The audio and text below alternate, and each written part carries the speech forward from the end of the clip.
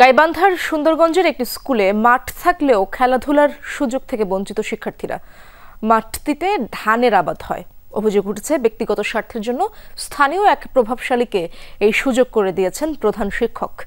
এছাড়াও প্রধান শিক্ষকের বিরুদ্ধে রয়েছে বিস্তর অভিযোগ। লিখিত অভিযোগ দেওয়ার পরও ব্যবস্থা না নেয়ায় ক্ষুব্ধ স্থানীয়রা। স্কুলের খেলার মাঠেই করা হয়েছে ধানের আবাদ। গেল কয়েক বছর ধরেই গাইবান্ধা সুন্দরগঞ্জের রামদেব দ্বিমুখী উচ্চ বিদ্যালয়ে এমন চিত্র।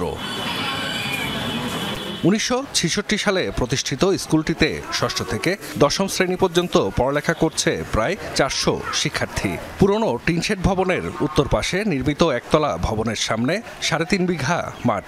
অভিযোগ রয়েছে ব্যক্তিগত লাভের আশায় প্রধান শিক্ষক মাঠটি চুক্তিতে তুলে দেন স্থানীয় প্রভাবশালী শাহিন মিয়ার হাতে। ফলে বিরতির সময় খেলাধুলা করতে না পেরে অলস সময় কাটে ছাত্রছাত্রীদের। এই মাঠে খেলতে পারি না কারণ ধান লাগাইছে, আমাদের খেলার মতো কিছু না। টিফিনের সময় টিফিন দেয়, আমরা তো মাঠে এসে খেলাধুলা করব। আমাদের তো এইটাই অসুবিধা যে আমরা মাঠ পাচ্ছি না। আমরা অন্য মাঠে খেলতে যাই, এখানে যা অনেক কথা শোনা লাগে। আমাদের 2009 সালে যোগ দেয়া প্রধান শিক্ষক শফিকুল ইসলাম বসুনিয়ার বিরুদ্ধে নিয়োগ বাণিজ্য, চাকরির প্রলোভনে অর্থ হাতিয়ে নেয়া, শতবর্ষী গাছ কেটে বিক্রি, কর্মস্থলে অনুপস্থিতি সহ নানা অভিযোগ অভিভাবক ও স্থানীয়দের।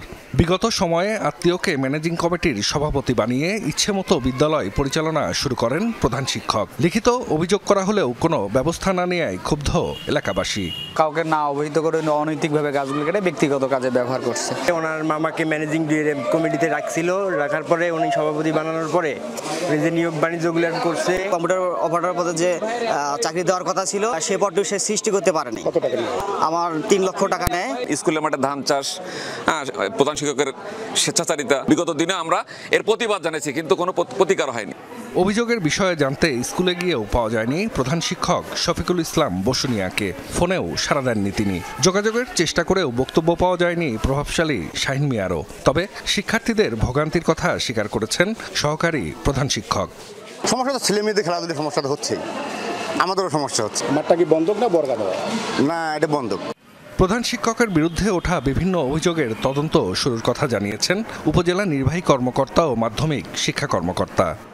মাঠটা যেন উন্মুক্ত থাকে এবং ছাত্রছাত্রীদের যেন শিক্ষার পরিবেশ নষ্ট না হয়, বা চেষ্টা করতেছে এটাকে পরবর্তী পদক্ষেপ নেওয়ার জন্য। অভিযোগের প্রেক্ষিতে আমরা তদন্তের জন্য একটি তদন্ত কমিটিও গঠন করেছি। আমাদের উপজেলা মাধ্যমিক শিক্ষা কর্মকর্তা উনি তদন্ত করে একটি প্রতিবেদন দেবেন। স্কুলের মাঠ দখলমুক্ত ও প্রধান শিক্ষকের অনিয়ম দুর্নীতির বিরুদ্ধে ব্যবস্থা নিতে বিভিন্ন কর্মসূচিও পালন করেছেন শিক্ষার্থী, অভিভাবক ও এলাকাবাসী। জাহিদ হাসান, যমুনা নিউজ।